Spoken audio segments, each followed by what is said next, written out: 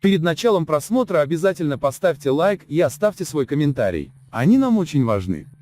Руководство Чувашского государственного университета России Чебоксары вручило благодарственные письма студентам из Туркменистана Эльдару Алиеву и Алабаю Аманмухаметову, которые спасли жительницу Казани Татьяну Оксанову от уличного нападения. Об этом сообщает пресс-служба администрации Московского района Чебоксар. Студенты находились в гостях у знакомого в Казани в квартире на первом этаже. В 21 час с села улицы послышались крики о помощи, некий мужчина набросился на женщину и стал ее душить.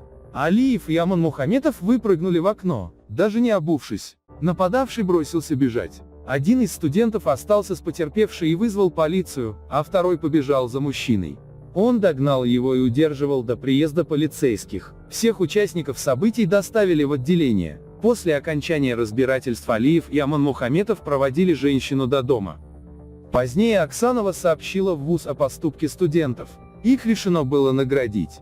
В ходе церемонии вручения благодарственных писем родителей Алиева и Аманмухаметова, находящихся в Туркменистане, по онлайн-связи поблагодарили за воспитание сыновей. Алиев и Аманмухаметов учатся в Чувашском госуниверситете на юридическом факультете. 60-летняя Татьяна Оксанова, по информации в соцсетях, работает учителем-логопедом в детском саду.